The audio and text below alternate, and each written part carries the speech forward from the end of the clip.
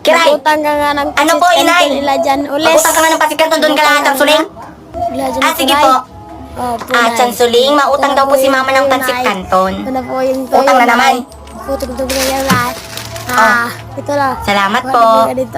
Isa pa Anay, yun. ito na po yung pansit kanton na pinapautang nyo. Bakit chili mansi? Sweet and spicy, ayoko nyan. Ah, Chansuling, hindi daw po ito, sweet and spicy daw po. Ang arte naman ni mama mo, parehas lang yung noodles. Hindi kasi nagsabi ko anong flavor kanina. Oh, Anay, ito na po yung pansit kanton na sweet and spicy na sabi nyo. Magutang ka pa, toyo at suka.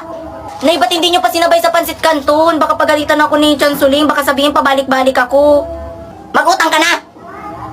Ah, Chansuling, mautang pa daw po si mama ng toyo at suka. Di pa sinabay kanina? Pabalik-balik? Oh! Anay, ito na po yung toyo at suka. Nakalimutan ko, Milo pa pala. Nay naman, talagang magagalit na si Chansuling kasi konti na lang yung tindahan niya. Mag-uutang ka o hindi? Ah, Chansuling, Milo pa daw po. Ano ba, kanina pa? Pabalik-balik dito ha? Ilan? 8 daw po. Wow, sinakto pa talaga ha? Alam ni mama mong 8 yung Milo ko ha?